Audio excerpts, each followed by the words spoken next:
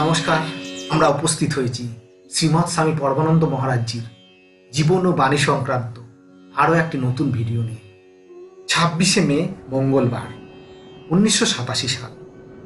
গুরুদেব আজও যথারীতি ভক্ত পরিবৃত হয়ে নির্দিষ্ট আসনে বিরাজিত রয়েছেন। সবাই তাকে প্রণাম এবং গুরু মহারাজ কুশলাদি জিজ্ঞাসা করার পর কথা হতে শুরু হলো। শ্রীমৎ স্বামী বলতে শুরু করলেন, রামানন্দ অবধূতজি বলতেন, মৃত্যু সত্য, জন্ম সত্য, কাল সত্য, মরতে হবে সবকে, ত্যাগেও মরবে আবার ভোগেও মরবে। তবে বাবা, ত্যাগের এক মহিমা রয়েছে। ভোগে ভোগান্তি, ত্যাগে শান্তি। শান্তি কি বাজারে কিনতে পাওয়া যায়? না মাঠে ঘাটে, না কলকারখানায় উৎপাদন করা যায়? ভোগের সামগ্রী পেয়ে যদি শান্তি না পেলে তাহলে আর কি? শ্রীমৎ স্বামী আবার বলতে শুরু করলেন, আসক্তি বা বিরক্তি কোনোটাই ঠিক নয়। 35 বছর ধরে সন্ন্যাস জীবন যাপন করে যাচ্ছেন এমন একজনকে দেখেছি উত্তরকাশীতে। আমার কম্বল, আমার কুটিয়া, তার এতদিনেও আমার গেল না। বাবা, শ্রীবান্তু বিশ্বে অমৃতস্য পুত্রা তেন ত্যাত্তেন ভুঞ্জাথা, এই তত্ত্বময় বাণীর চেয়ে বিশ্বের অধিক কল্যাণকর আর কি হতে পারে? যারা এই কথা জেনেছেন এবং বলেছেন, তাদের চেয়ে জগতে অধিক কল্যাণকারী আর কি? এ সময় একজন দর্শনার্থী জিজ্ঞাসা করলেন, বাবা, মানুষ দুঃখ পায় কেন? শ্রীমৎ স্বামী বললেন, কল্পনায় দুঃখের কারণ। বন্ধা পুত্রের সশৃঙ্গের ধনুক নিয়ে আকাশ কুসুম অরণ্যে মায়ামৃগ শিকার করা যায়, সবই অলিক। শিশু সন্তানকে খাওয়াতে এবং ঘুম পাড়াতে মা বলেন, ওই জুজু আসছে। শুনে শুনে শিশু আপন মনেই এক জুজুর এক বিভৎস রূপ কল্পনা করে ফেলে। একদিন ওই জায়গাতে তার বাবা বসেছিল। যেই সন্ধ্যা হলো, সে এমনি বাচ্চাটা বলে, বাবা শুতে যাই, না হলে জুজু চলে আসবে। বাবাটা বিস্মিত হয়ে ভাবলেন, এর কাল্পনিক ভয় দূর করতে হবে।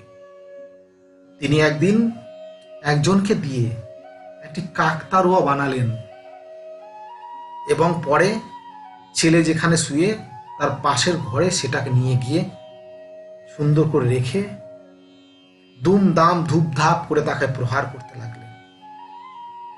এইসব শুনে ছেলেটি বলল, বাবা, বাবা কাকে মারছো?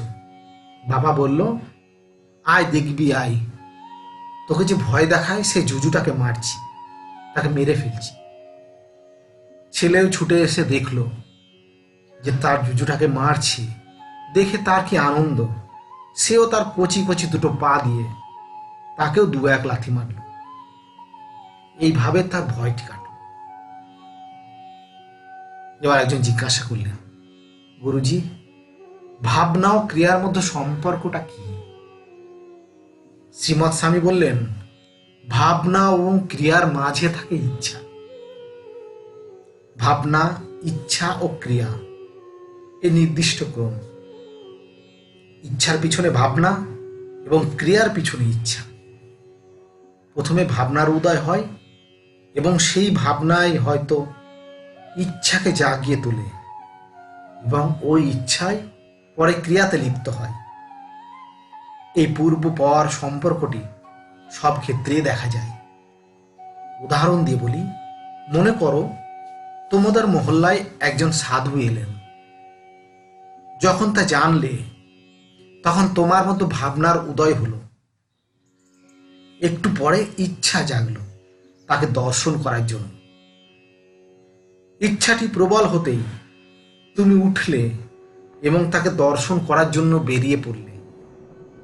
এইভাবেই ভাবনা ইচ্ছাকে জাগায় এবং ইচ্ছা ক্রিয়াকে সক্রিয় করে।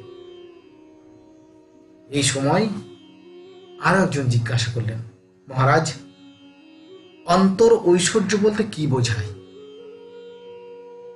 শ্রীমৎ স্বামী বললেন, বোঝায় সম, দম, বিবেক, বৈরাগ্য। সবার বাইরে ঐশ্বর্য খুঁজে খুঁজে পাগল। অন্তর ঐশ্বর্য কজন খুঁজে? শ্রীমৎ স্বামী একটু থেমে আবার বললেন, বিচার করে দেখো সংসারে কি আছে। ঠাকুর রামকৃষ্ণ বলতেন, মাঘের দাস। তা কৃষক শ্রমরা যেমন, অন্যরাও ঠিক তেমনই। এক জায়গায় বিচার হচ্ছে, কি সুন্দর। একজন বলল চাঁদ, তার প্রতিপক্ষ বলল তবে কলঙ্ক কেন তাতে? আর একজন বলল সুন্দর হলো ফণির মণি। প্রতিপক্ষ বলল তবে ৮০-২০-এ ২০ কেন? অপর একজনের অভিমত যে প্রিয়তমার প্রিয় মুখটি যথার্থ সুন্দর। তবে তার বিরোধ করে আর একজন বলল, ওই প্রিয় মুখে এত অপ্রিয় শব্দ কেন শোনা যায়? শেষে একজন বলল, সুন্দর হলো কণ্ঠ। বিচারক বললেন, হ্যাঁ, যে কণ্ঠে হরিনাম গায় সেই কণ্ঠই প্রকৃত সুন্দর। ততক্ষণই সুন্দর যতক্ষণ সে হরিনাম গায়। শ্রীমৎ স্বামী আবারও বললেন, একদিন তাঁর গুরুদেব রামানন্দজিকে আমি বললাম, আমি ইতি ইতি নেতি নেতি দুই লই। শুনে তিনি বললেন, তুমি তো দেখছি কিছুই ফেলবে না।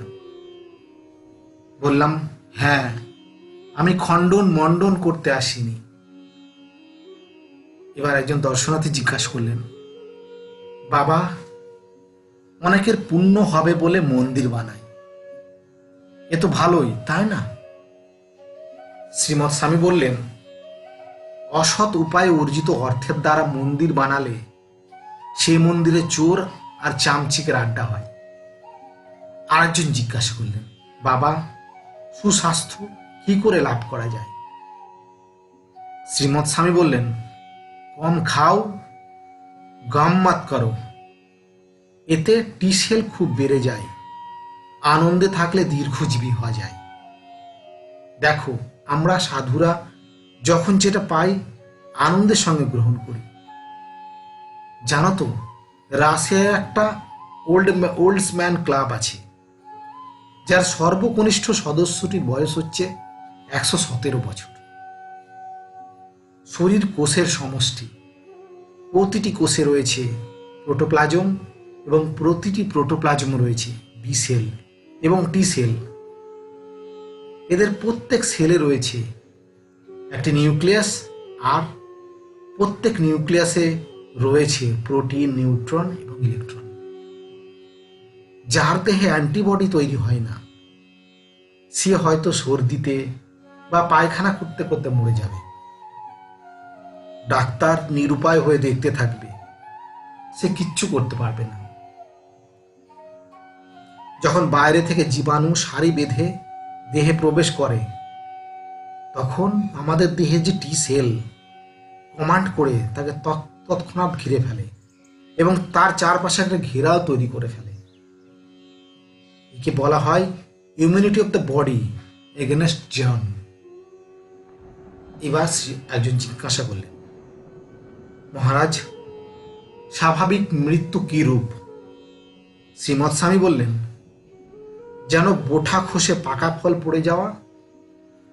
গাছেরও কষ্ট হয় না, আবার ফলেরও কষ্ট হয় না।